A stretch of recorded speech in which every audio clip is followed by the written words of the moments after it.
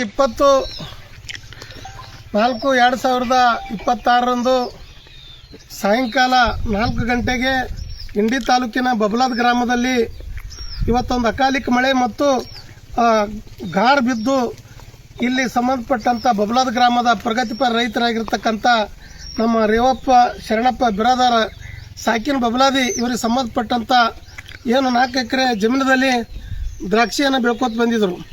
ಆದರೆ ಅವತ್ತು 20ರಂದು ಸುರಿದಿರ್ತಕ್ಕಂಥ ಮಳೆ ಮತ್ತು ಅಕಾಲಿಕ ಬರ್ಫುಗಳಿಂದ ಸಂಪೂರ್ಣವಾಗಿ ದ್ರಾಕ್ಷಿ ಬೆಳೆ ಇವತ್ತು ಸಂಪೂರ್ಣವಾಗಿ ನೆಲಕ್ಕಚ್ಚಿದೆ. ರೈತ ಕಂಗಾಲಾಗಿದ್ದಾನೆ. ಅವನಿಗೆ ರೈತರಿಗೆ ಸಹನೆ ಒಂದು ತಾಳ್ಮೆ ಶಕ್ತಿ ದೇವರು ಕೊಳ್ಳಿ ಅನ್ನೋ ದೇವರಲ್ಲಿ ಪ್ರಾರ್ಥಿಸುತ್ತಾ ನಾನು ಸರ್ಕಾರಕ್ಕೆ ಒತ್ತಾಯ ಮಾಡ್ತೇನೆ. ಕೂಡಲೇ ಏನು 4 ಎಕರೆ ಜಮೀನಿನಲ್ಲಿ ಸುಮಾರು 10 ಟನ್ ಬೆಳೀತಕ್ಕಂಥ ಮನಕ್ಕು ಇತ್ತು.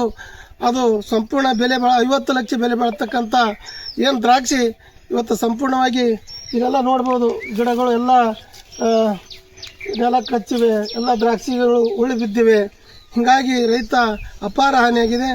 ಕೂಡಲೇ ಸಂಬಂಧಪಟ್ಟಂಥ ತೋಟಗಾರಿಕೆ ಅಧಿಕಾರಿಗಳು, ಸಂಬಂಧಪಟ್ಟಂಥ ಉಪವಿಭಾಗಾಧಿಕಾರಿಗಳು, ದಂಡಾಧಿಕಾರಿಗಳು ಬಂದು ಹಾಗೂ ತೋಟಗಾರಿಕೆ ಜಿಲ್ಲಾ ನಿರ್ದೇಶಕರು ಬಂದು ಇದು ಪರಿಶೀಲನೆ ಮಾಡಿ ಸಂಬಂಧಪಟ್ಟಂಥ ರೈತರಿಗೆ ಅವರಿಗೆ ಪರಿಹಾರ ಘೋಷಣೆ ಮಾಡಬೇಕು, ರೈತರಿಗೆ ಸಾಂತ್ವನ ಹೇಳಬೇಕು ಅಂತ ತಿಳ್ಕೊಂಡು ನಾನು ಬಬಲಾದ್ ಗ್ರಾಮದ ರೈತರ ಪರವಾಗಿ, ಇಲ್ಲಿರ್ತಕ್ಕಂಥ ಕೂಲಿ ಕಾರ್ಮಿಕರ ಪರವಾಗಿ, ರೈತರ ಪರವಾಗಿ ನಾನು ಸರ್ಕಾರಕ್ಕೆ ಆಗ್ರಹವನ್ನು ಮಾಡ್ತೇನೆ.